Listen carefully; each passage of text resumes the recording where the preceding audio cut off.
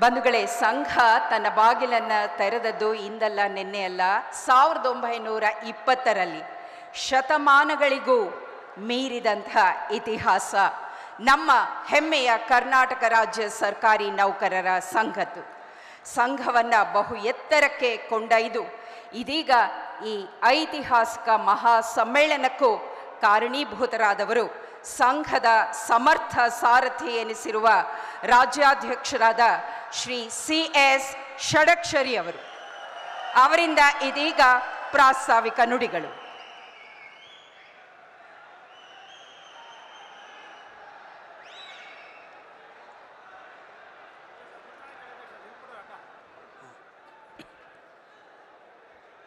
ಕರ್ನಾಟಕ ರಾಜ್ಯ ಸರ್ಕಾರಿ ನೌಕರ ಸಂಘಕ್ಕೆ, ಕರ್ನಾಟಕ ರಾಜ್ಯ ಸರ್ಕಾರಿ ನೌಕರ ಸಂಘಕ್ಕೆ ಸನ್ಮಾನ್ಯ ಮುಖ್ಯಮಂತ್ರಿಗಳಾಗಿರುವಂಥ ಸಿದ್ದರಾಮಯ್ಯ ಸಾಹೇಬರಿಗೆ, ಸನ್ಮಾನ್ಯ ಮುಖ್ಯಮಂತ್ರಿಗಳಾಗಿರುವಂಥ ಸಿದ್ದರಾಮಯ್ಯ ಸಾಹೇಬರಿಗೆ ಥ್ಯಾಂಕ್ ಯು.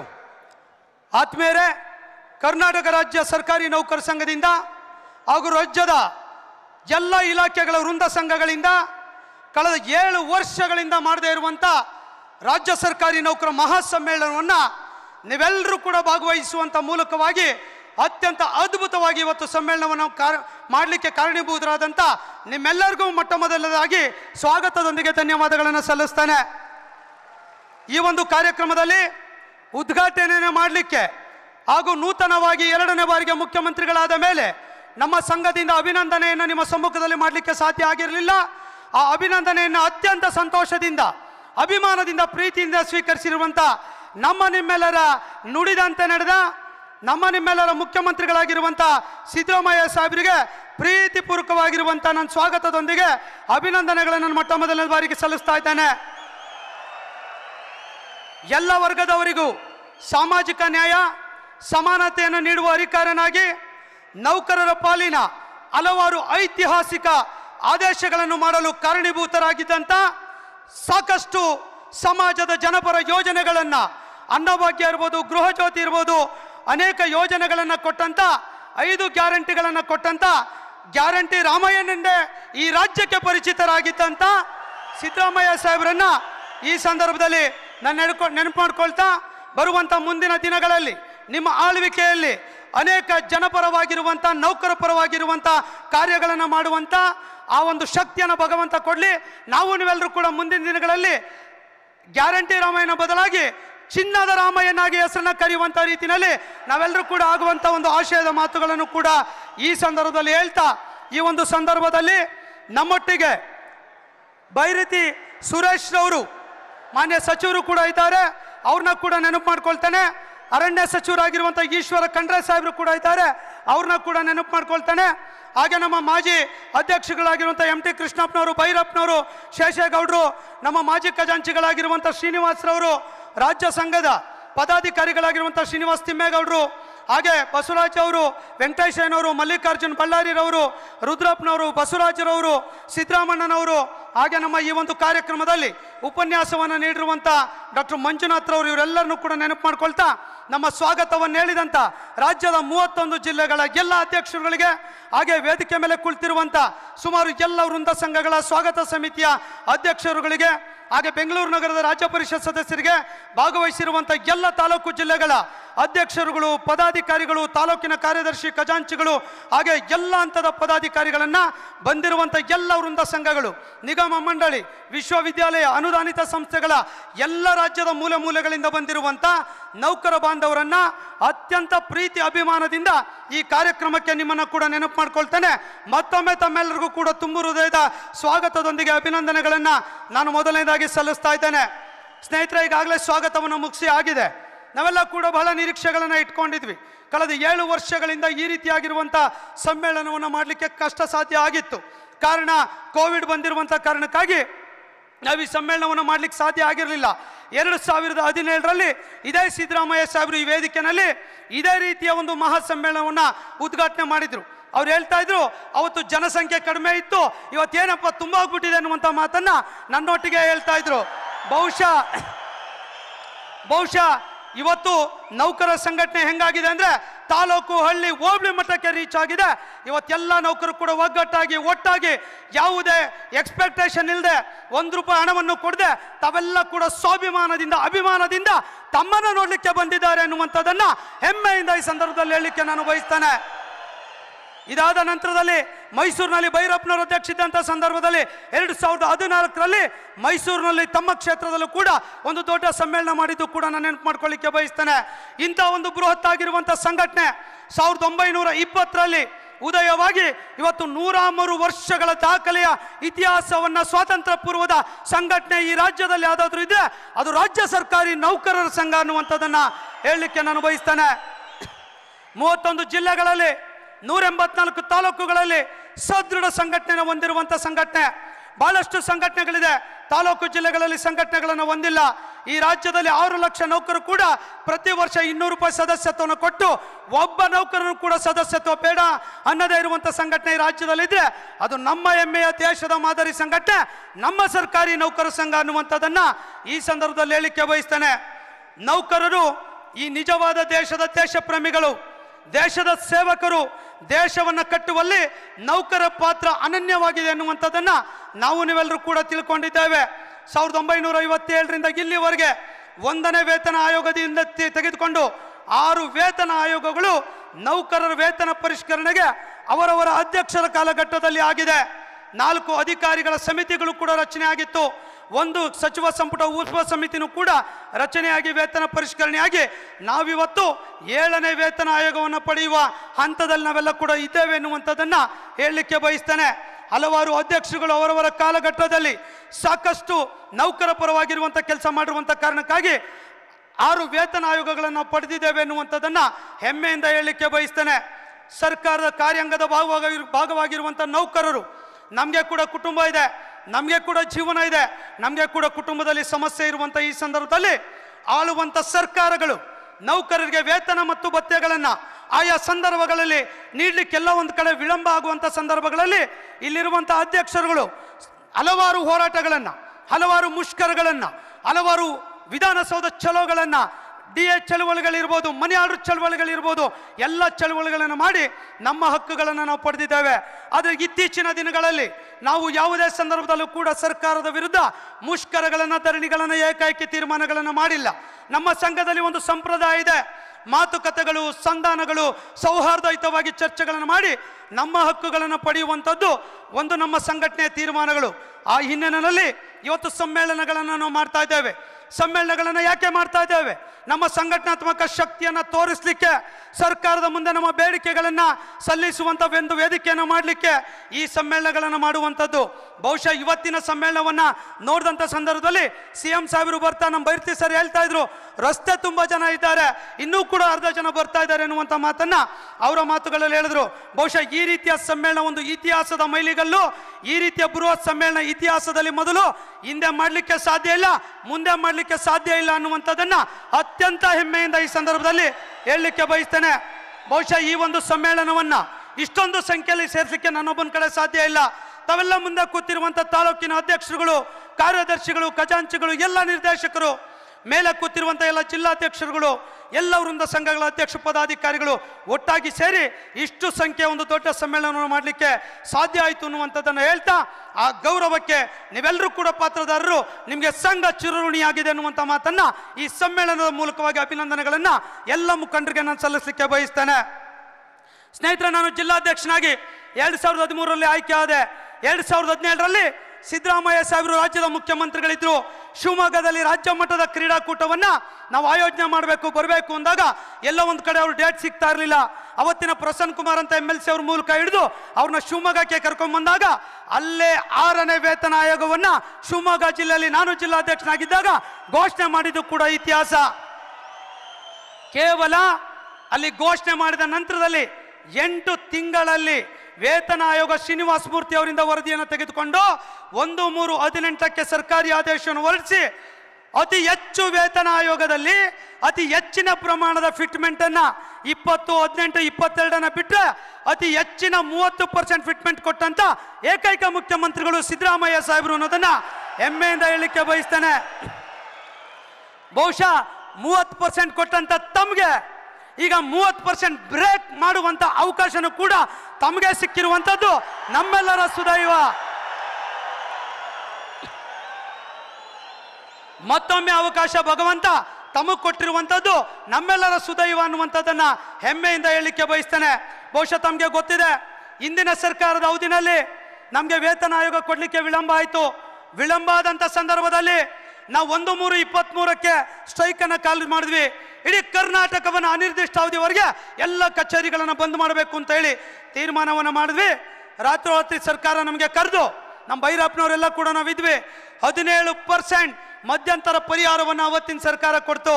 ಬಹುಶಃ ನಮಗೆ 1/7/2022ಕ್ಕೆ ನಮಗೆ ಫುಲ್ ಫಿಟ್ಮೆಂಟ್ ಬೆನಿಫಿಟ್ ಅನ್ನು ಕೊಡಬೇಕಾಗಿತ್ತು. ಆದರೆ ಸರ್ಕಾರ ಏನು ಮಾಡ್ತು, 1/4/23ರಿಂದ 17% ಕೊಡ್ತು. ಇರಲಿ, ಕಷ್ಟ ಇರ್ತದೆ ಅಂತ ಹೇಳಿ ನಾವು ಒಪ್ಕೊಂಡು ಸ್ಟ್ರೈಕ್ ಅನ್ನು ಕೂಡ ವಿಡ್ರಾ ಮಾಡಿದ್ವಿ. ಆದರೆ ಇವತ್ತು ವೇತನ ಆಯೋಗ ರಚನೆ ಆಗಿ 14 ತಿಂಗಳಾಗಿದೆ. ಸಿದ್ದರಾಮಯ್ಯ ಸಾಹೇಬರು 8 ತಿಂಗಳಲ್ಲಿ 6ನೇ ವೇತನ ಆಯೋಗವನ್ನು ಜಾರಿ ಕೊಟ್ಟಿದ್ರು. ಇವತ್ತು ಹಿಂದಿನ ಸರ್ಕಾರ 2 ಬಾರಿ ಎಕ್ಸ್ಟೆನ್ಷನ್ ಮಾಡಿದ್ರು. ಸಿದ್ದರಾಮಯ್ಯ ಸಾಹೇಬರು ಬರೋದಕ್ಕಿಂತ 2 ದಿನ ಮುಂಚೆ ಮತ್ತೊಂದು ಎಕ್ಸ್ಟೆನ್ಷನ್ ಮಾಡಿ ಮಾರ್ಚ್ 14ರವರೆಗೆ 2 ಬಾರಿ ಎಕ್ಸ್ಟೆನ್ಷನ್ನ ಈ ಸರ್ಕಾರಗಳು ಮಾಡಿದೆ. ಆ ಕಾರಣಕ್ಕಾಗಿ ನಾನು ವಿನಂತಿ ಮಾಡ್ಕೊಳ್ತೇನೆ, ದಯಮಾಡಿ ಆದೇಶದ ಏನು ಫಿಟ್ಮೆಂಟ್ ಬೆನಿಫಿಟ್ಗಳನ್ನು ಕೊಡಬೇಕು ಅನ್ನುವಂಥದ್ದಲ್ಲಿ ವೇತನ ಆಯೋಗದಿಂದ ವರದಿಯನ್ನು ಪಡೆದುಕೊಳ್ಳುವಂಥ ಈ ಸಂದರ್ಭದಲ್ಲಿ ಅವತ್ತು ಏನು ನಾವು ಹೋರಾಟಕ್ಕೆ ಕರೆ ಕೊಟ್ವಿ, ಅವತ್ತು NPS ಬಗ್ಗೆ ಕೂಡ ಸರ್ಕಾರ ಆದೇಶ ಮಾಡಿರಲಿಲ್ಲ. ಒಂದು ಅಧಿಕಾರಿಗಳ ಸಮಿತಿಯನ್ನು ರಚನೆ ಮಾಡ್ತೇನೆ, ನೀವು ಸ್ಟ್ರೈಕ್ ಅನ್ನು ವಾಪಸ್ ತಗೊಳ್ಳಿ ಅಂತ ಹೇಳಿದಾಗ ನಾವೆಲ್ಲ ಪದಾಧಿಕಾರಿಗಳು ಕೂತ್ಕೊಂಡು ಒಂದು ACS ಅಡಿಷನಲ್ ಚೀಫ್ ಸೆಕ್ರೆಟರಿ ನೇತೃತ್ವದಲ್ಲಿ ಒಂದು ಸಮಿತಿಯನ್ನು NPS OPS ಮಾಡಲಿಕ್ಕೆ ಬೇರೆ 5 ರಾಜ್ಯಗಳಲ್ಲಿ ಏನು ಮಾಡಿದೆ ಅಲ್ಲಿ ಸ್ಟಡಿ ಮಾಡಲಿಕ್ಕೆ ಒಂದು ರಿಪೋರ್ಟನ್ನು ತರಲಿಕ್ಕೆ ಸಮಿತಿಯನ್ನು ಮಾಡಿ ಒಂದು ಆದೇಶವನ್ನು ಕೊಟ್ಟ ಮೇಲೆ 2 ಆದೇಶವನ್ನು ತೆಗೆದುಕೊಂಡು ರಾತ್ರಿ ತೀರ್ಮಾನ ಮಾಡಿ ಬೆಳಗ್ಗೆ 11 ಗಂಟೆಗೆ ಮುಷ್ಕರವನ್ನು ವಾಪಸ್ ತೆಗೆದುಕೊಂಡಿದ್ದು ಇತಿಹಾಸದ ಪುಟದಲ್ಲಿ ಉಳಿತದೆ ಅನ್ನೋದನ್ನ ಹೆಮ್ಮೆಯಿಂದ ಈ ಸಂದರ್ಭದಲ್ಲಿ ಹೇಳಲಿಕ್ಕೆ ಬಯಸ್ತೇನೆ. ಬಹುಶಃ ಈ ರಾಜ್ಯದಲ್ಲಿ 2.5 ಲಕ್ಷ ಹುದ್ದೆಗಳ ಖಾಲಿ ಇದೆ. ಸಾಕಷ್ಟು ನೌಕರರು ಒತ್ತಡದಲ್ಲಿದ್ದಾರೆ, ಕಷ್ಟದಲ್ಲಿದ್ದಾರೆ, ಅಡಿಷನಲ್ ಚಾರ್ಜ್ ಇನ್ಚಾರ್ಜ್ ಅಲ್ಲಿ ಕೆಲಸ ಮಾಡ್ತಾ ಇದ್ದಾರೆ. ಈ ರಾಜ್ಯದಲ್ಲಿ 4 ಕೋಟಿ ಜನಸಂಖ್ಯೆ ಇದ್ದಾಗ 7,60,000 ಜನ ಕೆಲಸ ಮಾಡ್ತಾ ಇದ್ರು.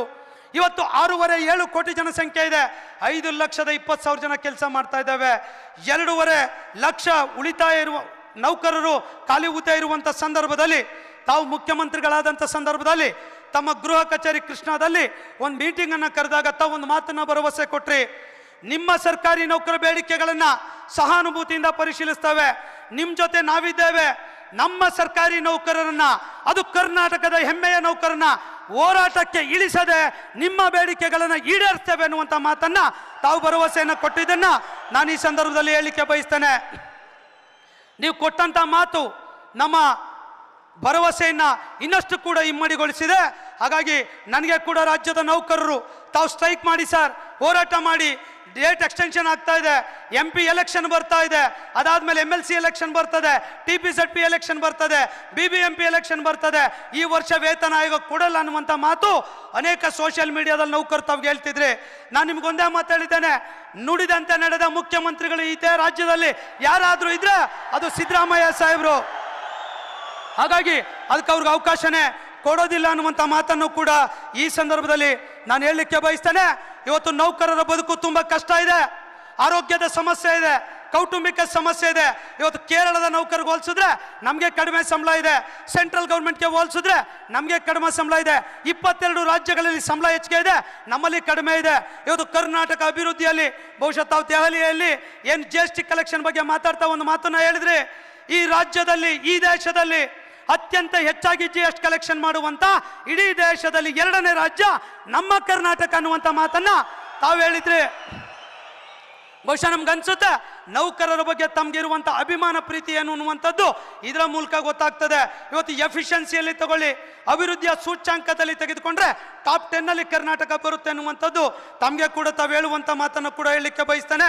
ಈ ಹಿನ್ನೆಲೆಯಲ್ಲಿ ತಾವು ದಯಮಾಡಿ ವಿನಂತಿ ಮಾಡ್ಕೊಳ್ತೇನೆ, ಇನ್ನಿರುವಂಥ 23%, ಈಗಾಗಲೇ 17% ವೇತನಕ್ಕೆ ಸೇರಿದೆ, ಇನ್ನು 23% ವೇತನವನ್ನು ಜುಲೈ 27ರಿಂದ ತಾವು ಕೊಡಬೇಕು ಅಂತ ಹೇಳಿ ನಾನು ರಾಜ್ಯದ ಎಲ್ಲ ನೌಕರ ಪರವಾಗಿ ತಮ್ಮಲ್ಲಿ ವಿನಂತಿ ಮಾಡ್ಕೊಳ್ತೇನೆ. ಬಹುಶಃ ಅತ್ಯಂತ ಅಭಿಮಾನದಿಂದ 700-800 ಕಿಲೋಮೀಟರ್ಗಳಿಂದ ನಮ್ಮೆಲ್ಲ ನೌಕರರು ನಿಮ್ಮ ಪರವಾಗಿ ಬಂದಿದ್ದಾರೆ, ನಿಮ್ಮ ಅಭಿಮಾನಕ್ಕಾಗಿ ಬಂದಿದ್ದಾರೆ, ನಿಮ್ಮ ಪ್ರೀತಿಗಾಗಿ ಬಂದಿದ್ದಾರೆ. ನಿಮ್ಮ ಮಾತುಗಳನ್ನು ಬಹುಶಃ 2 ಗಂಟೆಗೆ ಊಟ ಆದರೂ ಪರವಾಗಿಲ್ಲ, ಒಬ್ಬ ನೌಕರ ಕೂಡ ಎದ್ದೇಳ್ದಂಗೆ ನಿಮ್ಮ ಮಾತುಗಳನ್ನು ಕೇಳ್ತಾರೆ ಎನ್ನುವಂಥ ಮಾತನ್ನು ಸ್ಪಷ್ಟ ಭರವಸೆಯನ್ನು ಕೂಡ ಹೇಳಲಿಕ್ಕೆ ನಾನು ಬಯಸ್ತೇನೆ. ಹಾಗಾಗಿ ಈ ವೇದಿಕೆ ಮುಖಾಂತರ ಚುನಾವಣೆ ನೀತಿ ಸಂಹಿತೆ ಬರೋದಕ್ಕೆ ಮುಂಚೆ ಆ ವೇತನದ ಸೌಲಭ್ಯವನ್ನು ಕೊಟ್ಟರೆ ಪ್ರತಿಯೊಬ್ಬ ನೌಕರ ಕೂಡ ಮನೆಗಳಲ್ಲಿ ನಿಮ್ಮ ಫೋಟೋವನ್ನು ಹಾಕೊಳ್ತಾರೆ ಅನ್ನುವಂಥ ಮಾತನ್ನ ಈ ಸಂದರ್ಭದಲ್ಲಿ ಹೇಳಲಿಕ್ಕೆ ಬಯಸ್ತೇನೆ. ಸ್ನೇಹಿತರೆ, ತಮಗೆ ಗೊತ್ತಿದೆ ಇವತ್ತು ಎನ್ ಪಿ ಎಸ್ ಅನ್ನುವಂಥ ಕರಾಳ ಮುಖ, NPS ಅನ್ನುವಂಥ ಒಂದು ಮರಣ ಶಾಸನ. ಇವತ್ತು ಪೆನ್ಷನ್ ಇಲ್ಲ, ನಮ್ಮ ನೌಕರರಿಗೆ ದಕ್ಷತೆ ಕಡಿಮೆ ಆಗ್ತದೆ, ಪ್ರೋತ್ಸಾಹ ಇಲ್ಲ, ಭದ್ರತೆ ಇಲ್ಲ. ಇವತ್ತು ಸರ್ಕಾರಿ ನೌಕರು ಅಂತ ಹೇಳಿದ್ರೆ ಭರವಸೆಗಳು ಕಡಿಮೆ ಆಗ್ತಾ ಇದೆ. ಚುನಾವಣಾ ಪ್ರಣಾಳಿಕೆಯಲ್ಲಿ ತಾವು ಮತ್ತೆ ಉಪಮುಖ್ಯಮಂತ್ರಿಗಳಾಗಿರುವಂಥ DK ಶಿವಕುಮಾರ್ ಅವರು ಸ್ಪಷ್ಟವಾಗಿ ಹೇಳಿದ್ರೆ, ನಮ್ಮ ಸರ್ಕಾರ ಬಂದ್ರೆ NPS ಅನ್ನು OPS ಮಾಡ್ತೇವೆ ಎನ್ನುವಂಥ ಮಾತನ್ನ ತಾವು ಹೇಳಿದ್ರೆ, ಬಹುಶಃ ನಮ್ಮ ಸರ್ಕಾರಿ ನೌಕರರು NPS ಬಗ್ಗೆ ಕನಸನ್ನ ಕಂಡಿದ್ದಾರೆ, ಅಭಿಮಾನವನ್ನು ಹೊಂದಿದ್ದಾರೆ, ನಿಮ್ಮ ಮೇಲೆ ಕೂಡ ಭರವಸೆ ಹೊಂದಿದ್ದಾರೆ. ನಾವೆಲ್ಲ ಸ್ಟ್ರೈಕ್ ಮಾಡಬೇಕು ಅನ್ನೋಂಥ ಸಂದರ್ಭದಲ್ಲಿ ಈಗಾಗಲೇ 6 ರಾಜ್ಯಗಳಲ್ಲಿ NPS OPS ಆಗಿದೆ. ಕಾಂಗ್ರೆಸ್ ಪಕ್ಷ ಇರುವಂಥ 6 ರಾಜ್ಯಗಳಲ್ಲಿ NPS OPS ಆಗಿದೆ. ಕಳೆದ 15 ದಿನಗಳ ಹಿಂದೆ ಅಸ್ಸಾಂ ಸರ್ಕಾರನೂ ಕೂಡ NPS ಅನ್ನು OPS ಮಾಡಿದೆ ಅನ್ನುವಂಥದ್ದನ್ನ ಅತ್ಯಂತ ಹೆಮ್ಮೆಯಿಂದ ಹೇಳಿಕ್ಕೆ ಬಯಸ್ತೇನೆ. ಇವತ್ತು 7ನೇ ರಾಜ್ಯವಾಗಿ ಕರ್ನಾಟಕ NPS OPS ಮಾಡಬೇಕು ಅನ್ನುವಂಥ ಮೊದಲ ಭಾಗವಾಗಿ ನಾನು ತಮ್ಮಲ್ಲಿ ವಿನಂತಿ ಮಾಡ್ತೇನೆ. ನೀವು 3 ತಿಂಗಳು ಬಿಟ್ಟು NPS OPS ಮಾಡಿ. ಈಗ ನಮ್ಮ ಕಾಂಟ್ರಿಬ್ಯೂಷನ್ ಏನು 10% ಕಟಾವಣೆ ಮಾಡ್ತಾ ಇದ್ದೀರಾ, ಬಹುಶಃ ಇನ್ನೊಂದು ವಾರ 15 ದಿವಸದಲ್ಲಿ ಆ ಸರ್ಕಾರಿ ಆದೇಶವನ್ನು ಹೊರಡಿಸಿ ಆ ಕಾಂಟ್ರಿಬ್ಯೂಷನ್ ನಿಲ್ಲಿಸುವಂಥ ಕೆಲಸವನ್ನು ತಾವು ಮಾಡಬೇಕು ಅನ್ನುವಂಥದ್ದನ್ನು ತಮ್ಗೆ ಹೇಳಲಿಕ್ಕೆ ಬಯಸ್ತೇನೆ. ಹಾಗಾಗಿ ಬಹುಶಃ ನಾವು ಅನೇಕ ಹೋರಾಟಗಳನ್ನು ಮಾಡಿದ್ದೇವೆ. ಬಹುಶಃ ತಮ್ಮ ಸರ್ಕಾರ ಅಧಿಕಾರಕ್ಕೆ ಬಂದ ಮೇಲೆ 5 ಜನಪರ ಯೋಜನೆಗಳನ್ನು ತಂದಿದ್ದೀರಾ. 5 ಗ್ಯಾರಂಟಿಗಳಾಗವರೆಗೆ ನಾವು ಅನೇಕ ಒತ್ತಡಗಳನ್ನು ಹಾಕಲಿಲ್ಲ. ನಮ್ಮ ಎಕ್ಸಿಕ್ಯೂಟಿವ್ ಕಮಿಟಿ ಮೀಟಿಂಗಲ್ಲಿ ಹೇಳೋರು, ಷಡಾಕ್ಷರಿ ಅವರೇ, ಹೊಸ ಸರ್ಕಾರ ಬಂತು, ನೀವೇನು ಸೈಲೆಂಟ್ ಆಗಿದ್ದೀರಾ, ಮುಖ್ಯಮಂತ್ರಿಗಳ ಮೇಲೆ ಒತ್ತಡ ಹಾಕಲ್ಲ ಅಂದರು. ನಾನು ಅವತ್ತೊಂದು ಮಾತನ್ನು ಹೇಳಿದೆ, ಸರ್ಕಾರ 5 ಗ್ಯಾರಂಟಿಗಳನ್ನು ತಂದಿದೆ, 5 ಗ್ಯಾರಂಟಿ ಆಗೋವರೆಗೆ ನಾವು ಹೋಗೋದಿಲ್ಲ. ಕಾರಣ ಯಾಕೆ ಗೊತ್ತಾ? 6ನೇ ಗ್ಯಾರಂಟಿನೇ ಸರ್ಕಾರಿ ನೌಕರ ಗ್ಯಾರಂಟಿ ಆಗಬೇಕು. ಆ ಕಾರಣಕ್ಕಾಗಿ ನೌಕರರ 6ನೇ ಗ್ಯಾರಂಟಿಯನ್ನ ತಾವು ಈಡೇರಿಸಬೇಕು, ನೌಕರರ ಭಾಗ್ಯ ವಿಧಾತರಾಗಬೇಕು ಅನ್ನುವಂಥ ಒಂದು ಪ್ರಾರ್ಥನೆಯನ್ನ ನಾನು ಕೇಳ್ತಾ ಇಲ್ಲ. ರಾಜ್ಯದ 12 ಲಕ್ಷ ನಿವೃತ್ತ ನೌಕರರು ನಿಗಮ ಮಂಡಳಿ ಸೇರಿ 50 ಲಕ್ಷ ಕುಟುಂಬದ ಸದಸ್ಯರ ಪರವಾಗಿ ನಿಮ್ಮಲ್ಲಿ ಕೈ ಮುಗಿದು ವಿನಂತಿಯನ್ನ ಮಾಡ್ತಾ ಇದ್ದೇನೆ ಅನ್ನುವಂಥ ಮಾತನ್ನು ಹೇಳಲಿಕ್ಕೆ ಬಯಸ್ತೇನೆ. ಇದ್ರ ಜೊತೆ ಹೆಲ್ತ್ ಸ್ಕೀಮ್, ಬಹುಶಃ ನಾವು ಸಿದ್ದರಾಮಯ್ಯ ಸಾಹೇಬ್ ನೆನಪು ಮಾಡ್ಕೊಳ್ಬೇಕು. ಭೈರಪ್ಪನವ್ರ ಅಧ್ಯಕ್ಷರು ಬ್ಯಾಂಕ್ವೆಟ್ ಹಾಲಲ್ಲಿ ಸಿದ್ದರಾಮಯ್ಯ ಸಾಹೇಬರು, ನಾನು ಕೂಡ ಅವಾಗ ಜಿಲ್ಲಾಧ್ಯಕ್ಷ ಇದ್ದೆ. ಬ್ಯಾಂಕ್ವೆಟ್ ಹಾಲಲ್ಲಿ 2015ರಲ್ಲಿ ರಾಜ್ಯ ಸರ್ಕಾರಿ ನೌಕರರಿಗೆ ಇಡೀ ದೇಶದಲ್ಲಿ ಮೊಟ್ಟ ಮೊದಲ ಬಾರಿಗೆ ಉಚಿತ ಆರೋಗ್ಯ ಕೊಡುವಂಥ 7 ಕಾಯಿಲೆಗಳಿಗೆ ಜ್ಯೋತಿ ಸಂಜೀವಿನಿಯನ್ನು ಜಾರಿಗೆ ತಂದರು ನಮ್ಮ ಸಿದ್ದರಾಮಯ್ಯ ಸಾಹೇಬರು ಅನ್ನೋದನ್ನ ಹೆಮ್ಮೆಯಿಂದ ಹೇಳಲಿಕ್ಕೆ ಬಯಸ್ತೇನೆ. ಬಹುಶಃ ಅದಾದ್ಮೇಲೆ ನಂತರದ ಸರ್ಕಾರದಲ್ಲಿ 2021 ಬಜೆಟ್ನಲ್ಲಿ ಹೇಳಿದ್ರು ಸರ್ಕಾರಿ ನೌಕರಿಗೆ ಉಚಿತ ಆರೋಗ್ಯ ಯೋಜನೆ ಕೊಡ್ತೀವಿ ಅಂತೇಳಿ. ಇವತ್ತಿನವರೆಗೂ ಜಾರಿಗೆ ಬಂದಿಲ್ಲ. ಸಚಿವ ಸಂಪುಟದ ತೀರ್ಮಾನ ಆಗಿದೆ, ಸರ್ಕಾರಿ ಆದೇಶ ಆಗಿದೆ. BP, sugar, kidney, cancer, heart, ಅವ D ದರ್ಜೆ ನೌಕರನಿಗೆ ಅವನ ಮಗನಿಗೆ ಕ್ಯಾನ್ಸರ್ ಬಂದರೆ 20 ಲಕ್ಷ ಖರ್ಚಾಗ್ತದೆ. ಕಿಡ್ನಿ ಪ್ರಾಬ್ಲಮ್ ಆದರೆ 10 ಲಕ್ಷ ಖರ್ಚಾಗ್ತದೆ. ಹಾರ್ಟ್ ಆದರೆ 15 ಲಕ್ಷ ಖರ್ಚಾಗ್ತದೆ. ಬಹುಶಃ ಒಬ್ಬ C ದರ್ಜೆ D ದರ್ಜೆ ನೌಕರ ಅವರ ಜೀವಿತ ಅವಧಿಯಲ್ಲಿ ಅಷ್ಟು ಹಣವನ್ನು ಸಾಲ ಮಾಡಬೇಕಾಗ್ತದೆ. ಮತ್ತೆ ಮರಣ ಹೊಂದುವಂಥ ದುಸ್ಥಿತಿಗೆ ಇವತ್ತು ನೌಕರು ಬರ್ತಾ ಇದ್ದಾರೆ. ದಯಮಾಡಿ ನಾನು ಸರ್ಕಾರಕ್ಕೆ ವಿನಂತಿ ಮಾಡ್ತೇನೆ, ಸಚಿವ ಸಂಪುಟದ ನಿರ್ಧಾರ ಆಗಿದೆ, ನಾವು ಕಾಂಟ್ರಿಬ್ಯೂಷನ್ ಕೂಡ ಕೊಡ್ತಾ ಇದ್ದೇವೆ. ಸರ್ಕಾರನೇ ಪೂರ್ತಿ ಹಣ ಕೊಡ್ತಾ ಇಲ್ಲ, ಅರ್ಧ ಹಣ ನಾವು ಕೊಡ್ತೇವೆ, ಅರ್ಧ ಹಣ ಸರ್ಕಾರ ಕೊಡುತ್ತೆ. ನಮ್ಮ ಕುಟುಂಬದ ಎಲ್ಲ ಸದಸ್ಯರಿಗೆ ಉಚಿತ ಆರೋಗ್ಯ ಕೊಡುವಂಥ ಆರೋಗ್ಯ ಸಂಜೀವಿನಿ ಯೋಜನೆಯನ್ನ ಆದಷ್ಟು ಬೇಗ ತಾವು ಜಾರಿಗೆ ತಂದ್ರೆ ನಾವೆಲ್ಲರೂ ಕೂಡ ನಿಮ್ಮನ್ನು ಗೌರವಿಸ್ತೇವೆ ಅನ್ನುವಂಥ ಮಾತನ್ನ ಮತ್ತೊಮ್ಮೆ ಹೇಳಲಿಕ್ಕೆ ಬಯಸ್ತೇನೆ. ಬಹುಶಃ ಅಧಿಕಾರಿಗಳ ಇಚ್ಛಾಶಕ್ತಿ ಕೊಡ್ತೇನೆ ಏನೋ ಗೊತ್ತಿಲ್ಲ. ಸುವರ್ಣ ಆರೋಗ್ಯ ಟ್ರಸ್ಟ್ ಅನ್ನುವಂಥ ಸಂಸ್ಥೆ ಇದೆ. 3 ತಿಂಗಳಿಗೆ ಅಧಿಕಾರಿಗಳು ಚೇಂಜ್ ಆಗ್ತಾ ಇದ್ದಾರೆ. ಈ ಯೋಜನೆ ಜಾರಿ ಆಗಲಿಕ್ಕೆ 3 ವರ್ಷಗಳಿಂದ ನಾವು ಹೋರಾಟ ಮಾಡ್ತಾ ಇದ್ದೀವಿ, ಇದು ಜಾರಿ ಆಗ್ತಿಲ್ಲ. ಈ ವೇದಿಕೆ ಮುಖಾಂತರ ಅದ್ರ ಬಗ್ಗೆನೂ ಕೂಡ ತಾವು ಒಂದು ಸ್ಪಷ್ಟ ಸಂದೇಶವನ್ನು ತಾವು ಕೊಡಬೇಕು ಅನ್ನುವಂಥ ಒಂದು ವಿನಂತಿಯನ್ನು ರಾಜ್ಯದ ನೌಕರ ಪರವಾಗಿ ವಿನಂತಿ ಮಾಡ್ತೇನೆ. ಇವತ್ತು 7,20,000 ಹುದ್ದೆಗಳಲ್ಲಿ 5,20,000 ಹುದ್ದೆ ಕೆಲಸ ಮಾಡ್ತಾ ಇದ್ದೀವಿ. ಆ 2.5 ಲಕ್ಷ ಹುದ್ದೆಗಳನ್ನು ಆದಷ್ಟು ಬೇಗ ಹಂತವಾಗಿರೋ ಹುದ್ದೆಗಳನ್ನು ಭರ್ತಿ ಮಾಡುತ್ತೀನಿ ಅಂತೇಳಿ ತಾವು ಮ್ಯಾನಿಫೆಸ್ಟೋದಲ್ಲಿ ಕೂಡ ಹೇಳಿದ್ದೀರಾ. ಅದನ್ನು ಭರ್ತಿ ಮಾಡಬೇಕು ಅನ್ನುವಂಥ ವಿನಂತಿಯನ್ನು ಕೂಡ ಮತ್ತೊಮ್ಮೆ ಮಾಡ್ತಾ ಇದ್ದೇನೆ. ಅದ್ರ ಜೊತೆ ಪ್ರಾಥಮಿಕ ಶಾಲಾ ಶಿಕ್ಷಕರು ಇವತ್ತು PST ಮತ್ತು GPT ಎನ್ನುವಂಥ ಒಂದು ದೊಡ್ಡ ಸಮಸ್ಯೆಯಲ್ಲಿದ್ದಾರೆ. ಇವತ್ತು ಈ ಸಮ್ಮೇಳನದಲ್ಲಿ ಹೆಚ್ಚಿನ ಸಂಖ್ಯೆಯಲ್ಲಿ ನಮ್ಮ ಪ್ರಾಥಮಿಕ ಶಾಲಾ ಶಿಕ್ಷಕರು ಬಂದಿದ್ದಾರೆ. ಆ ಸಮಸ್ಯೆಗೆ ತಾವು ನ್ಯಾಯವನ್ನು ಕೊಡಬೇಕು. ಕಳೆದ ಸಚಿವ ಸಂಪುಟದಲ್ಲಿ ಆ ಸಬ್ಜೆಕ್ಟ್ ಬಂದಾಗ ಅದು ಕೂಡ ಡೆಫರ್ ಆಗಿದೆ. ಮತ್ತೊಮ್ಮೆ ತರಿಸ್ಕೊಂಡು ಪದವೀಧರ ಶಿಕ್ಷಕರಿಗೆ ಸೇವಾ ವಿಲೀನತೆಯೊಂದಿಗೆ ಜ್ಯೇಷ್ಠತೆಯೊಂದಿಗೆ ಅವ್ರಿಗೆ ಮುಂಬಡ್ತಿಯನ್ನು ಕೊಡಬೇಕು ಅನ್ನುವಂಥ ವಿನಂತಿಯನ್ನು ಈ ಸಂದರ್ಭದಲ್ಲಿ ತಮಗೆ ಮಾಡ್ತಾ ಇದ್ದೇನೆ. ಹಾಗೆ ಆರೋಗ್ಯ ಇಲಾಖೆಯಲ್ಲಿ ವೃಂದ ನೇಮಕಾತಿ ನಿಯಮಗಳು ಇವತ್ತಿಗೂ ಕೂಡ ರಚನೆ ಆಗಿಲ್ಲ. ಒಂದು ಸಿಂಗಲ್ NP ಆರ್ಥಿಕ ಹೊರೆ ಸರ್ಕಾರಕ್ಕೆ ಬೀಳೋದಿಲ್ಲ, ಶಿಕ್ಷಕರ C&Rಗೂ ಕೂಡ ಬೀಳೋದಿಲ್ಲ. ಇದ್ರ ಬಗ್ಗೆ ಕೂಡ ತಾವು ಗಮನವನ್ನು ಕೊಟ್ಟು ಆದೇಶವನ್ನು ಮಾಡಿಕೊಟ್ರೆ ರಾಜ್ಯದ ಪ್ರಾಥಮಿಕ ಶಾಲಾ ಶಿಕ್ಷಕರು ಆರೋಗ್ಯ ಇಲಾಖೆ ಅಂತ ಎಸೆನ್ಷಿಯಲ್ ಸರ್ವಿಸಲ್ಲಿ ಕೆಲಸ ಮಾಡೋರಿಗೂ ಕೂಡ ತುಂಬ ಅನುಕೂಲ ಆಗ್ತದೆ. ಇದರಿಂದ ಯಾವುದೇ ಆರ್ಥಿಕ ಹೊರೆ ಬೀಳೋದಿಲ್ಲ ಅನ್ನುವಂಥದ್ದನ್ನು ತಮ್ಮ ಗಮನಕ್ಕೆ ಕೇಳಲಿಕ್ಕೆ ಬಯಸ್ತೇನೆ. ಇನ್ನು ಕೆಲವು ಪೊಲೀಸ್ ಇಲಾಖೆಯಲ್ಲಿ ಅಂತರ್ಜಿಲ್ಲೆ ವರ್ಗಾವಣೆ ಇಲ್ಲ, ಬೇರೆ ನೌಕರರಿಗೆ ಕೂಡ ಅಂತರ್ಜಿಲ್ಲೆ ವರ್ಗಾವಣೆಗಳಿಲ್ಲ. ಈ ಹಿಂದೆ ಕಾಯ್ದೆ ಇತ್ತು, ಅದು ಕೂಡ ತಮ್ಗೆ ವಿನಂತಿ ಮಾಡಿದ್ದೇವೆ. ಅದನ್ನು ಕೂಡ ಒಂದು ಆದೇಶದ ಮೂಲಕ ಜಾರಿಗೆ ತಂದರೆ ಸಾವಿರಾರು ನೌಕರರು ಕೂಡ ನಿಮ್ಮ ಬಗ್ಗೆ ಇನ್ನಷ್ಟು ಗೌರವ ಹೆಚ್ಚಾಗ್ತದೆ ಎನ್ನುವಂಥದ್ದನ್ನು ಕೂಡ ಈ ಸಂದರ್ಭದಲ್ಲಿ ಹೇಳಲಿಕ್ಕೆ ಬಯಸ್ತೇನೆ. ಗ್ರಾಮೀಣಾಭಿವೃದ್ಧಿ ಪಂಚಾಯತ್ ರಾಜ್ ಇಲಾಖೆಯಲ್ಲಿ PDOಸ್ಗಳಿಗೆ ಸ್ಟೇಟ್ ಸೀನಿಯಾರಿಟಿ ಮಾಡಿ ಅನೇಕ PDOಗಳಿಗೆ ಗೊಂದಲ ಆಗ್ತಾ ಇದೆ. ಅದನ್ನು ಜಿಲ್ಲಾ ಸೀನಿಯಾರಿಟಿ ಮಾಡಿಕೊಟ್ರೆ ಅದು ಕೂಡ ಅನುಕೂಲ ಆಗುತ್ತೆ ಎನ್ನುವಂಥ ಇಷ್ಟೇ ಪ್ರಮುಖ ಬೇಡಿಕೆಗಳನ್ನು ಮೊದಲ ಹಂತದಲ್ಲಿ ತಮಗೆ ಹೇಳಲಿಕ್ಕೆ ಬಯಸ್ತೇವೆ. ಇವತ್ತು ಸರ್ಕಾರದ ವ್ಯವಸ್ಥೆಗಳಲ್ಲಿ ಸಾಕಷ್ಟು ಸುಧಾರಣೆಗೆ ತಾವು ಗಮನವನ್ನು ಕೊಡ್ತಾ ಇದ್ದೀರಾ, ಸೋರಿಕೆಯನ್ನು ನಿಯಂತ್ರಣ ಮಾಡ್ತಾ ಇದ್ದೀರಾ, ಸಾಕಷ್ಟು ಗುರಿ ದೇವೋದ್ದೇಶಗಳನ್ನು ಯೋಜನೆಗಳನ್ನು ಇಟ್ಕೊಂಡು ಈ ನಾಡನ್ನು ಕಟ್ಟುವಂಥ ಈ ಸಂದರ್ಭದಲ್ಲಿ ನಮ್ಮ ಸರ್ಕಾರಿ ನೌಕರರು ಕಾರ್ಯಾಂಗ ಕ್ಷೇತ್ರದಲ್ಲಿ ಕೆಲಸ ಮಾಡುವಂಥ ನಾವುಗಳು ನೀವು ಮಾಡುವಂಥ ಎಲ್ಲ ಕೆಲಸಗಳ ಜೊತೆ ಅತ್ಯಂತ ಪ್ರಾಮಾಣಿಕವಾಗಿ ಬದ್ಧತೆಯಿಂದ ನಿಮ್ಮ ಜೊತೆ ಇರ್ತೇವೆ ಎನ್ನುವಂಥ ಶಪಥ ಮಾಡುವಂಥ ದಿನ ಇದಾಗಿದೆ ಎನ್ನುವಂಥದ್ದನ್ನು ಈ ಸಂದರ್ಭದಲ್ಲಿ ನಾನು ತಮಗೆ ಸ್ಪಷ್ಟ ಭರವಸೆಗಳನ್ನು ಕೂಡ ಈ ಸಂದರ್ಭದಲ್ಲಿ ನಾನು ಹೇಳ್ತಾ, ಇವತ್ತಿನ ವೇದಿಕೆಯಲ್ಲಿ ನಮ್ಮನ್ನು ಒಂದೇ ಮಾತನ್ನು ಹೇಳಿದ್ದೀರಾ, ನಿಮ್ಮನ್ನು ಹೋರಾಟಕ್ಕಿಳಿದೆ ನಿಮ್ಮ ಬೇಡಿಕೆಗಳನ್ನು ಈಡೇರಿಸ್ತೀವಿ ಅನ್ನುವಂಥ ಮಾತನ್ನು ತಾವು ಹೇಳಿರುವಂಥ ಕಾರಣಕ್ಕಾಗಿ ನಮ್ಮ ಸರ್ಕಾರಿ ನೌಕರ ಮನಸ್ಸಿನಲ್ಲಿ ತಮ್ಮ ಹೆಸರು ಶಾಶ್ವತವಾಗಿ ಅಚ್ಚಳಿಯದೆ ಉಳಿಯುವಂಥ ರೀತಿಯಲ್ಲಿ ಇವತ್ತಿನ ತಮ್ಮ ತೀರ್ಮಾನ ಆಗಬೇಕು ಅನ್ನುವಂಥ ಒಂದು ವಿನಂತಿಯನ್ನು ಕೂಡ ಈ ಸಂದರ್ಭದಲ್ಲಿ ತಮ್ಮೊಟ್ಟಿಗೆ ಹೇಳ್ತಾ, ಯಾಕಂದರೆ ಇವತ್ತು ಸಮ್ಮೇಳನದಲ್ಲಿ ಸಾಹೇಬರನ್ನು ಕೂಡ ಕರೆದು ನಾವು ಸನ್ಮಾನ ಮಾಡಿದ್ದೇವೆ. ನೀವು ಸಮ್ಮೇಳನದಲ್ಲಿ ಅಭಿನಂದನೆ ಕರೆಸ್ಲಿಕ್ಕೆ ಮಾತಾಡಿ ನಮ್ಮನ್ನು ಬೇಡಿಕೆಯಲ್ಲಿ ಇದನ್ನು ಮಾಡ್ತಾ ಇದ್ದೀರ ಅನ್ನುವಂಥ ತಾವು ಯೋಚನೆಯನ್ನು ಕೂಡ ಮಾಡಬಾರ್ದು. ದಯಮಾಡಿ ನಾವು ನಿಮ್ಮ ಕುಟುಂಬದ ಸದಸ್ಯರು, ನಾವು ನಿಮ್ಮ ಮಕ್ಕಳು, ನಾವು ಸರ್ಕಾರದ ಮಕ್ಕಳು, ಕಾರ್ಯಾಂಗ ಕ್ಷೇತ್ರದ ಒಂದು ಭಾಗ. ಹಾಗಾಗಿ ಆಳುವಂಥ ಸರ್ಕಾರಗಳು ಸರ್ಕಾರಿ ನೌಕರನ್ನು ಚೆನ್ನಾಗಿ ನೋಡಿಕೊಂಡ್ರೆ ಸರ್ಕಾರಕ್ಕೆ ಕೂಡ ಗೌರವ ಬರುತ್ತೆ ಎನ್ನುವಂಥದ್ದು ತಮ್ಮ ಮಾತುಗಳಲ್ಲಿ ನಾವು ಕೂಡ ಕೇಳಿದ್ದೇವೆ ಎನ್ನುವಂಥ ಮಾತನ್ನು ಕೂಡ ಈ ಸಂದರ್ಭದಲ್ಲಿ ಹೇಳ್ತಾ, ಈ ಒಂದು ಪ್ರಮುಖ ವಿಚಾರಗಳ ಬಗ್ಗೆ ತಾವೊಂದು ಸಂದೇಶವನ್ನು ಅಧಿಕಾರಿಗಳಿಗೆ ತಾವು ಕೊಡೋದ್ರ ಮೂಲಕ ಈ ಸಮ್ಮೇಳನಕ್ಕೆ ಒಂದು ಐತಿಹಾಸಿಕ ಮೈಲಿಗಲ್ಲು ಮುನ್ನುಡಿ ಬರೆಯುವಂಥ ಕೆಲಸವನ್ನು ಸಿದ್ದರಾಮಯ್ಯ ಸಾಹೇಬರು ಮಾಡ್ತಾರೆ ಎನ್ನುವಂಥ ಮಾತನ್ನು ಈ ಸಂದರ್ಭದಲ್ಲಿ ತಮಗೆ ಹೇಳ್ತಾ, ಬಹುಶಃ ಇವತ್ತಿನ ದಿನಗಳಲ್ಲಿ ತಾವು ಬಂದಿರುವಂಥದ್ದು ನಮ್ಗೆ ತುಂಬ ಸಂತೋಷವನ್ನು ತಂದಿದೆ.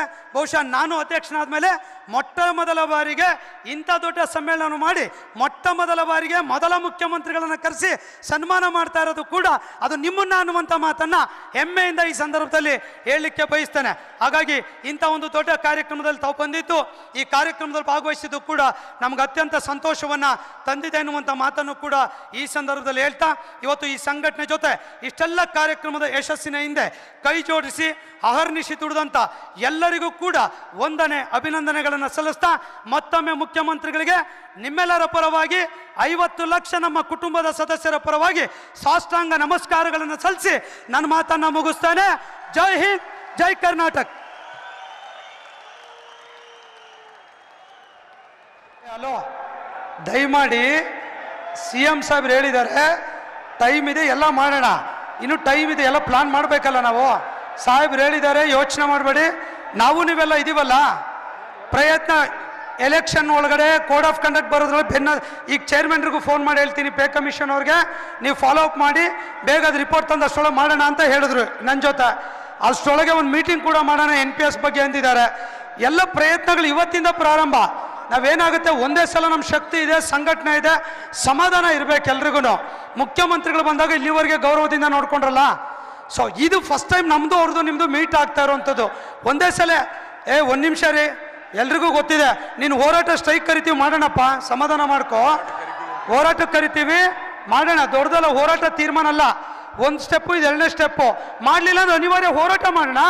ಇಡೀ ಕರ್ನಾಟಕ ಬಂದ್ ಮಾಡೋಣಪ್ಪ, ನಾನಿದ್ದೀನಿ, ಪ್ರಶ್ನೆನೇ ಇಲ್ಲ. ಏನಾಗಿಲ್ಲ ಈಗ ಅವ್ರ ಗಮನಕ್ಕೆ ನಮ್ಮ ಶಕ್ತಿ ತೋರಿಸಿದ್ದೀವಿ. ಅವ್ರೀಗ ಹಿಂದೆ ಸರಿಯುವಂಥ ಪ್ರಶ್ನೆ ಇಲ್ಲ. ಅನಿವಾರ್ಯವಾಗಿ ಅವ್ರು ಮಾಡಲಿಲ್ಲ ಅಂದ್ರೆ ಅನಿವಾರ್ಯವಾಗಿ ಹೋರಾಟ ಮಾಡಿ ಆದ್ರೂ ನಾವು ಮತ್ ಪಡಿತೀವಿ, ಪ್ರಶ್ನೆ ಇಲ್ಲ. ಇದರಿಂದ ಏನು ಅನಿರ್ದಿಷ್ಟ ಅವಧಿ ಮುಷ್ಕರ ಮಾಡೋಣ. ಈಗ CM ಸಾಹೇಬ್ರು ಏನಂದ್ರು, ಚೇರ್ಮನ್ರಿಗೆ ಫೋನ್ ಮಾಡಿ ಹೇಳ್ತೀವಿ, ಇನ್ನು ಆದಷ್ಟು ಒಂದು 2-3 ದಿನದಲ್ಲಿ ರಿಪೋರ್ಟ್ ಕೊಡಲಿಕ್ಕೆ ಹೇಳ್ತೀನಿ ಅಂತ ಹೇಳಿದ್ದಾರೆ. ನಾವು ಫಾಲೋ ಅಪ್ ಮಾಡೋಣ. ಒಂದು ಭಾಗ NPS ಬಗ್ಗೆ ಮೀಟಿಂಗ್ ಕೂಡ ಕರಿತೀನಿ, ಸಾಧಕ ಬಾಧಕ ನೋಡಿ ಒಂದು ಮಾಡೋಣ, ಒಂದು ಫೈನಲ್ ಅಂತ ಹೇಳಿದ್ದಾರೆ. ಸೊ ನಾವು ಕಾಂಟ್ರಿಬ್ಯೂಷನ್ ಇಲ್ಸೋದ್ರ ಬಗ್ಗೆ ಹೇಳಿದ್ದೀವಿ. ಹೆಲ್ತ್ ಸ್ಕೀಮ್ದು ಫೈಲ್ ತರ್ಸಕ್ಕೆ ಹೇಳಿದ್ದಾರೆ ಇಂಟರ್ನಲ್. ನೋಡೋಣ. ಈಗ ಇವತ್ತಿಷ್ಟು ಪ್ರೋಗ್ರೆಸ್ ಆಗಿದೆ, ಖುಷಿ ಪಡಬೇಕಲ್ಲ. ಒಂದೇ ದಿವಸ ಒಂದೇ ಗಂಟೆಲಿ ಅವ್ರದ್ದು ಆರ್ಥಿಕ ಸ್ಥಿತಿಗತಿಗಳೇನಿದೆ ಎಲ್ಲ ನೋಡಬೇಕಲ್ಲ. ಅದೇನೇ ಇರಲಿ, ನಮ್ಮ ನೌಕರರಿಗೆ ನಮ್ಮ ಹಕ್ಕು, ನಮ್ಮ ಸ್ಯಾಲ್ರಿ, ನಮ್ಮ NPS OPS, ನಮ್ಮ ಹೆಲ್ತ್ ಸ್ಕೀಮ್ ಆಗಲೇಬೇಕು. ಅದರಿಂದ ಇವತ್ತಿಂದ ಹೋರಾಟ ಪ್ರಾರಂಭ ಆಗಿದೆ ಅಂತ ತಾವು ಅಂದ್ಕೊಳ್ಳಿ. ಇವತ್ತಿಂದ ಹೋರಾಟ ಪ್ರಾರಂಭ ಆಗಿದೆ. ಸೊ ಹಾಗಾಗಿ ಎಲ್ಲರೂ ಕೂಡ ತಾಳ್ಮೆಯಿಂದ ವರ್ತನೆ ಮಾಡೋಣ. ಯಾಕಂದ್ರೆ ಒಂದೇ ಗಂಟೆಲಿ ಒಂದೇ ದಿನ ಡಿಸಿಷನ್ ತೊಗೊಳಕ್ಕಾಗಲ್ಲ. ಇವತ್ತು ವೇದಿಕೆ ಮೇಲೆ ಅವ್ರ ಅಭಿಪ್ರಾಯ ನಿಮ್ಮ ಸಮ್ಮುಖದಲ್ಲಿ ಹೇಳಿದ್ದಾರೆ. ಅದು ಅಭಿಪ್ರಾಯದ ವಿಚಾರಗಳಲ್ಲಿ ಇನ್ನು ಮುಂದೆ ಚರ್ಚೆಗಳು ಪ್ರಾರಂಭ ಆಗುತ್ತೆ. ಹಾಗಾಗಿ ಸಂಘಟನೆ ಇದೆ, ಸಮರ್ಥವಾಗಿದೆ, ಸದೃಢವಾಗಿದೆ. ನಮ್ಮ ಹೋರಾಟ ಕರೆ ಕೊಟ್ಟಾಗ ಸರ್ಕಾರಗಳು ನಮ್ಮ ಮಾತನ್ನು ಕೇಳ್ತವೆ. ಆ ದಿನಗಳ ಹತ್ರ ಇದ್ದಾವೆ. ಎಲ್ಲರೂ ತಾಳ್ಮೆಯಿಂದ ಇರ್ರಿ. ಸಂಘಟನೆ ನಿಮ್ಮ ಜೊತೆ ಇದೆ. ನಮ್ಮೆಲ್ಲ ಲೀಡರ್ಗಳು ಇಲ್ಲಿದ್ದಾರೆ, ನಿಮ್ಮ ಲೀಡರ್ಗಳು ಇಲ್ಲಿದ್ದಾರೆ. ಈಗ ನಾಳೆ ಸ್ಟ್ರೈಕ್ ಕಾಲ್ ಮಾಡ್ಬೇಕಾದ್ರೆ ನಾನು ರೆಡಿ ಇದ್ದೀನಿ. ಆದರೆ ಪರಿಸ್ಥಿತಿ, ಸಮಯ, ಸಂದರ್ಭ ಎಲ್ಲವನ್ನೂ ನಿರ್ಧಾರ ಮಾಡುತ್ತೆ. CM ಸಾಹೇಬ್ರು ನನಗೆ ಕೊಡೋಕ್ಕಾಗಲ್ಲ ಅಂದಿದ್ರೆ ಇಲ್ಲೇ ಸ್ಟ್ರೈಕ್ ಅನೌನ್ಸ್ ಮಾಡ್ತೀನಿ. ಇಲ್ಲೇ ಅವ್ರು ಆಗಲ್ಲ ಅಂತ ಹೇಳಿಲ್ಲಲ್ಲ, ಮಾಡ್ತೀನಿ, ರಿಪೋರ್ಟ್ ತೊಗೊಂಡು ಮಾಡ್ಕೊಡ್ತೀನಿ ಅಂತ ಒಂದು ಹೇಳಿದ್ರು. ನೀವು ಎಲೆಕ್ಷನ್ ಒಳಗೆ, ನನಗೂ ಅದೇ ಹುಚ್ಚು, ಎಲೆಕ್ಷನ್ ಒಳಗೆ ಆಗಬೇಕಂತ, ಅದನ್ನೇ ಈಗ ಹೋಗಿ ಅಧ್ಯಕ್ಷರಿಗೆ ಹೇಳ್ತೀನಿ ಅಂತ ಹೇಳಿದ್ದಾರೆ. ಸೊ ನಾನು ಈಗ ಫಾಲೋಅಪ್ ಮಾಡ್ತೀನಿ. ಎರಡನೇದು NPS OPSದು ಒಂದು ಮೀಟಿಂಗ್ ಕರಿತೀನಿ, ಬನ್ನಿ, ಒಂದು ಸಾಧಕ ಬಾಧಕ ಚರ್ಚೆ ಮಾಡಿ ಡಿಸಿಷನ್ ತಗೊಳ್ಳೋಣ ಅಂತ ಹೇಳಿದ್ದಾರೆ. ಹೆಲ್ತ್ ಸ್ಕೀಮ್ದಿಗೆ ಫೈಲ್ ಕಾಲ್ ಮಾಡಿದ್ದಾರೆ. ಅಟ್ಲೀಸ್ಟ್ ಈ ಸಮ್ಮೇಳನದ ಮೂಲಕ ಇಷ್ಟು ಪ್ರಯತ್ನ ಆಯ್ತಾ? ನಿಮ್ಮ ಶಕ್ತಿ, ನೌಕರರು ಈ ಪಿಸ್ತಲ್ ನಿಂತಿದ್ದು ಈ ಸಂಖ್ಯೆ ನೋಡಿ ಅವ್ರಿಗೆ ಕೂಡ ಖುಷಿ ಆಯಿತು. ಹಿಂದಿನ ಸಮ್ಮೇಳನದಲ್ಲಿ ಇಷ್ಟು ಸಂಖ್ಯೆ ಸೇರ್ತಿರ್ಲಿಲ್ಲ, ಏನಪ್ಪ 4 ಪಟ್ಟು ಜನ ಸೇರಿಸಿದ್ದೀರಾ ಅಂತಂದರು. ಅಂದರೆ ಸಂಘಟನೆ ಬಗ್ಗೆ ಒಂದು ಅಭಿಮಾನ ಅವ್ರಿಗೆ ಬಂದಿದೆ. ಅವ್ರು ಏನಾದರೂ ಯೋಚನೆ ಮಾಡ್ತಾರೆ. ಮತ್ತು ಅವ್ರು ಹಿಂದೆ ಏನು ಸರಿಯಾದ ಪ್ರಶ್ನೆಗಳಿಲ್ಲ ನನಗೆ ತಿಳಿದ ಮಟ್ಟಿಗೆ. ಒಂದಿಷ್ಟು ಸಮಾಧಾನದಿಂದ ಇರ್ರಿ. ನಿಮ್ಮ ವಿಚಾರದಲ್ಲಿ ಪ್ರಶ್ನೆನೇ ಇಲ್ಲ. ಹಿಂದೆ 17% IR ತಗೊಳ್ಬೇಕಾದಾಗೆ ನಿಮ್ಮನ್ನು ಕರೆದಿದ್ವಾ? ಅಲ್ಲೇ ಡಿಸಿಷನ್ ತೊಗೊಂಡು ಅಲ್ಲೇ ಮಾಡಿದ್ವಿ. ಇವ್ರಿಗೂ ಟೈಮ್ ಕೊಡೋಣ, ಇನ್ನೊಂದು ತಿಂಗಳಲ್ಲಿ ನೋಡೋಣ. ಆಗಿಲ್ಲ ಅಂದರೆ ಅನಿವಾರ್ಯವಾಗಿ ಹೋರಾಟಕ್ಕೆ ಇಳಿಯೋದು ಅನಿವಾರ್ಯ. ಸೊ ಹಾಗಾಗಿ ಅದಕ್ಕೆ ಸಂಬಂಧಪಟ್ಟಂತೆ ನಮ್ಮ ಲೀಡರ್ಸ್ ಎಲ್ಲ ಇದ್ದಾರೆ. ಸಭೆ ಮಾಡ್ತೀವಿ, ಎಲ್ಲ ಮಾಡ್ತೀವಿ. ಇದು ಒಂದು ಹಂತ. ಒಂದೇ ಸಲ ಸ್ಟ್ರೈಕ್ ಹೋಗ್ಲಿಕ್ಕೆ ಆಗಲ್ಲ. ಇವತ್ತು ಇದು ಮುಗಿದ ಮೇಲೆ strike next step. Okay. So ಹಾಗಾಗಿ ಎಲ್ಲರೂ ತಾಳ್ಮೆ ಇರ್ರಿ, ವಿಶ್ವಾಸ ಇಡ್ರಿ, ಏನು ಯೋಚನೆ ಮಾಡಬೇಡಿ. ಈಗೇನಾಗುತ್ತೆ, ಹಿಂದೆನೂ ಕೂಡ ಹಂಗೆ ಮಾತಾಡ್ತಿದ್ವಿ. ಸೊ ನಂತರ ಆಗುತ್ತೆ. ಸಾಹೇಬರು ಕೂಡ ಪಾಸಿಟಿವ್ ಆಗಿದ್ದಾರೆ. ನೋಡೋಣ, ಅವರ ಮನಸ್ಥಿತಿಗಳು ನೋಡ್ಕೊಂಡು ಮುಂದಿನ ಹೆಜ್ಜೆ ಇಡೋಣ. ನಿಮ್ಮ ಜೊತೆ ಸಂಘಟನೆ ಇದೆ. ತಾಲೂಕು, ಜಿಲ್ಲೆ, ರಾಜ್ಯದ ಲೀಡರ್ ಎಲ್ಲ ಇಲ್ಲೇ ಇದ್ದೀವಿ. ನಾವೆಲ್ಲ ನಿಮ್ಮ ಜೊತೆ ಇದ್ದೇವೆ. ನಾವೆಂಥ ಹೋರಾಟಕ್ಕೂ ಸಿದ್ಧರಿದ್ದೇವೆ. ನಾನು ಹಿಂದೆ ಹೇಳಿದ್ನಲ್ಲ, ಲಾಸ್ಟ್ ಟೈಮ್ ಸ್ಟ್ರೈಕ್ ಮಾಡಬೇಕಾದಾಗ ನಾನು ಜೈಲಿಗೆ ಕಳಿಸ್ಲಿ, ಅರೆಸ್ಟ್ ಮಾಡಲಿ, ಡಿಸ್ಮಿಸ್ ಮಾಡಲಿ, ನಾನು ರೆಡಿ ಇದ್ದೀನಿ ಹೋಗ್ಲಿಕ್ಕೆ ಅಂತ ಹೇಳಿದೆ ನಾನು. ಹೌದಲ್ವಾ? ಇವತ್ತು ಮುಖ್ಯಮಂತ್ರಿಗಳನ್ನ ಈ ಕಾರ್ಯಕ್ರಮಕ್ಕೆ ಬರಬಾರ್ದು ಅಂತೇಳಿ ಒಂದು ಚಿತಾವಣೆ ಮಾಡುವಂಥ ವ್ಯವಸ್ಥೆ. ಎಂಥ ವ್ಯವಸ್ಥೆ ಅಂದರೆ ಈ ಕಾನ್ಫರೆನ್ಸೇ ಪೋಸ್ಟ್ಪೋನ್ ಆಗಿದೆ ಅಂತ ಹೇಳಿ ನಮ್ಮವ್ರು ಕೆಲವರೆಲ್ಲ ಹರಿಬಿಟ್ಟಿದ್ದು ನೀವೆಲ್ಲ ನೋಡ್ತಾ ಇದ್ದೀರಾ. ಇವತ್ತು ರಾಜ್ಯ ಸರ್ಕಾರಿ ನೌಕರ ಸಂಘದಲ್ಲಿ ಸಂಘಟನೆ ಇದೆ. ಪ್ಲ್ಯಾಂಡಾಗಿ ಹೋಗೋಣ, ಅನ್ಪ್ಲ್ಯಾಂಡಾಗಿ ಹೋಗಿ ಫೇಲ್ಯೂರ್ ಆಗೋದು ಬೇಡ. ಪ್ಲ್ಯಾಂಡಾಗಿ ಹೋದರೆ ಮಾತ್ರ ನಾವು ಗುರಿಯನ್ನು ಮುಟ್ಲಿಕ್ಕೆ ಸಾಧ್ಯ ಆಗ್ತದೆ. ದಯಮಾಡಿ ನಿಮ್ಮ ಜೊತೆ ಸಂಘಟನೆ ಇದೆ, ಯಾರು ವಿಚಲಿತರಾಗುವಂಥದ್ದು ಬೇಡ ಅನ್ನೋದನ್ನು ಭಾಳ ಸ್ಪಷ್ಟವಾಗಿ ಹೇಳ್ತೀವಿ. ನಾವು ನಿಮ್ಮ ಹತ್ರ ದುಡ್ಡು ಇಸ್ಕೊಂಡು ಹಂಗೆ ಮಾಡೋದು ಹಿಂಗೆ ಮಾಡೋವಂಥ ಸಂಘಟನೆ ನಮ್ಮದಲ್ಲ. ಕೆಲವರೆಲ್ಲ ಆ ವ್ಯವಸ್ಥೆಗಳನ್ನು ಮಾಡಿ ಸಂಘದ ವಿರುದ್ಧ ಏನೇನು ಮಾಡಿದವ್ರದ್ದು ಇವತ್ತು ಜನಸಂಖ್ಯೆ ಉತ್ತರ ಕೊಟ್ಟರೆಲ್ಲ ಭಾಗವಹಿಸಿರೋರು ಇಷ್ಟೇ ಜನ ಆಚೆ ಇದ್ದಾರೆ. ಆ ಸಂಖ್ಯೆ ಉತ್ತರನೇ ಅವ್ರಿಗೆ ಕೆಲವ್ರಿಗೆ ಉತ್ತರ. ಹಾಗಾಗಿ ಅವರ ಜೀವಮಾನದಲ್ಲೂ ಈ ರೀತಿ ಸಂಘಟನೆ ಮಾಡಲಿಕ್ಕಾಗಲ್ಲ. ಈ ಸಂಘಟನೆಗೆ 103 ವರ್ಷದ ಇತಿಹಾಸ ಇದೆ. ಅನೇಕ ನಾಯಕರ ತ್ಯಾಗ, ಬಲಿದಾನ, ಪರಿಶ್ರಮ ಇದೆ. ಹಾಗಾಗಿ ಇವತ್ತಿನಿಂದ ಪ್ರಾರಂಭ ಆಗಿದೆ. ಇವತ್ತು ಮುನ್ನುಡಿ ನಮ್ಮ ಹೋರಾಟ. ಈ 3 ಬೇಡಿಕೆಗಳಿಗೆ ಇವತ್ತಿನಿಂದ ಮುನ್ನುಡಿ. ಹೊಡಿರಿ ಚಪ್ಪಾಳಿನ ಜೋರಾಗಿ. ಇದು ಬರಬೇಕಿದು, ಜೋಶ್ ಇರ್ಬೇಕ್ರಿ. ನಾವು ತಿಂಗ್ಳುಗಟ್ಟಲೆ ಮನೆ ಮಠ ಬಿಟ್ಟು ಕೆಲಸ ಮಾಡಿಲ್ವ ನಿಮ್ಗೆ? ನನಗೆ ಸಂಬಳ ಅಲ್ಲ, ಎಲ್ರಿಗೂ ಆಗಬೇಕು ಇರುತ್ತೆ. ನಿಮಗೂ ಆಗ್ಬೇಕು. ಇವತ್ತೇ ಮುಖ್ಯಮಂತ್ರಿಗಳು ಅನೌನ್ಸ್ ಮಾಡ್ಬೇಕಂತ ನಿಮಗೂ ಇತ್ತು. ಆಗುತ್ತೆ, ಸರಿ. ಆಗದಿದ್ರು ಬಿಡೋರ್ಬೇಕಲ್ರಿ. ನೀವು ಬಿಟ್ಟರು ಪರವಾಗಿಲ್ಲ ರೀ, ನಾನು ಬಿಡಕ್ಕೆ ರೆಡಿ ಇಲ್ಲ. ಆಗಲೇಬೇಕು, ಹಾಗೆ ಆಗುತ್ತೆ, ಮಾಡಿಸ್ತೀವಿ. ಇನ್ನೇನು ಹೇಳ್ಬೇಕು ನಿಮ್ಗೆ? ಪ್ರಶ್ನೆ ಇಲ್ಲ, ಮಾಡೋಣ. ಎಲ್ಲರೂ ಎಲ್ಲರೂ ಸಮಾಧಾನದಿಂದಿರ್ರಿ. ಅಲ್ಲಿ ರಶ್ ಮಾಡ್ಲಿಕ್ಕೆ ಹೋಗಬೇಡಿ. ಒಂದಿಷ್ಟು ಎಲ್ರಿಗೂ ಊಟ ಇದೆ, 1.5 ಲಕ್ಷ ಜನಕ್ಕೆ ಊಟ ಇದೆ. ತಾಳ್ಮೆಯಿಂದ ಸಹಕರಿಸಿ.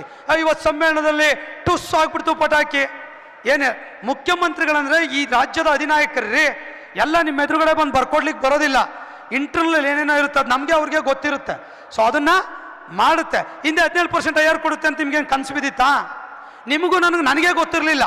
24 ಅವರ್ಸಲ್ಲಿ 17% 10,000 ಕೋಟಿ ಹಣ ನಮ್ಮ ಅಕೌಂಟಿಗೆ ಬರಲಿಲ್ವಾ ನಮಗೆಲ್ಲ? ಹಾಗಾಗಿ ಈಗ ಅವ್ರ ಬಗ್ಗೆ ಪಾಸಿಟಿವ್ ಇದ್ದಾರೆ. ಈಗಲೂ ಕಾರಲ್ಲಿ ಹೋಗ್ತಾ ಅದನ್ನೇ ಹೇಳಿದ್ರು, ನಾನು ಫೋನ್ ಮಾಡಿ ಚೇರ್ಮನ್ಗೆ ಹೇಳ್ತೀನಿ ಬೇಗ ತಗೊಳ್ಳಿ ಅಂತ. ಎಲ್ಲದೂ ಒಳ್ಳೆಯದಾಗ್ತದೆ. ಇವತ್ತಿನ ಸಭೆ ಅತ್ಯಂತ ಯಶಸ್ವಿ ಆಗಿದೆ, ಸಂತೋಷವಾಗಿದೆ. ಬಹುಶಃ ಇಷ್ಟು ಸಂಖ್ಯೆ ನಮ್ಮ ಜೀವಮಾನದ ಸಂಘಟನೆ ಇತಿಹಾಸದಲ್ಲಿ ಇಷ್ಟು ಯಾವತ್ತೂ ಸೇರಿಲ್ಲ. ಒಂದು ಜೋರಾದ ಚಪ್ಪಾಳೆ ಮೂಲಕ ತಮ್ಮೆಲ್ರಿಗೂ ನಾನು ಅಭಿನಂದನೆಗಳನ್ನು ಸಲ್ಲಿಸ್ತೇನೆ. ಬಹುಶಃ ನನಗೆ ಅತ್ಯಂತ ನೋವಿದೆ. ಹಳ್ಳಿಯಿಂದ ರಾತ್ರಿ ಬಿಟ್ಟಿದ್ದೀರಾ, ತಾಲೂಕಿಂದ ಬಿಟ್ಟಿದ್ದೀರಾ, ಟ್ರೈನಲ್ಲಿ ಬಂದಿದ್ದೀರಾ, ಟ್ರೈನಲ್ಲಿ ಬುತ್ತಿ ಕಟ್ಕೊಂಡು ಬಂದಿದ್ದೀರಾ, ಎಲ್ಲೋ ಸ್ನಾನ ಮಾಡಿದ್ದೀರಾ, ಎಲ್ಲೋ ಬಂದಿದ್ದೀರಾ ಕಣ್ರೆ. ಬಹುಶಃ ನಾವೆಲ್ಲ ಇಲ್ಲಿ ನಿಂತಿದ್ದೀವಿ, ನಮಗೆಲ್ಲ ಸೌಲಭ್ಯ ಇದೆ. ಬಹುಶಃ ಕೆಳಗಡೆ ಇರುವಂಥ ನಿಮ್ಮಂಥವ್ರಿಗೆ ಈ ರೀತಿಯ ಸೌಲಭ್ಯಗಳಿಲ್ಲ. ಬಹುಶಃ ಸಂಘಟನೆ ಮೇಲೆ ಅಭಿಮಾನ ಪ್ರೀತಿಗಾಗಿ ಆ ಪಿಸ್ತಲ್ ನಿಂತ್ಕೊಂಡು ತಾವೆಲ್ಲ ಕೂಡ ಈ ಕಾರ್ಯಕ್ರಮವನ್ನು ನೋಡಿದ್ದೀರಾ. ಯಾವ ಸರ್ಕಾರಿ ನೌಕರು ಪಿಸ್ತಲ್ ನಿಂತು ಕಾರ್ಯಕ್ರಮ ನೋಡ್ತಾರೆ? ಮುಖ್ಯಮಂತ್ರಿಗಳು ಬಹುಶಃ ಸರ್ಕಾರಿ ನೌಕರ ಸಮ್ಮೇಳನದ ಬಗ್ಗೆ ಅತ್ಯಂತ ಮೆಚ್ಚುಗೆ ಮಾತುಗಳನ್ನು ಕೂಡ ಆಡಿದ್ದಾರೆ.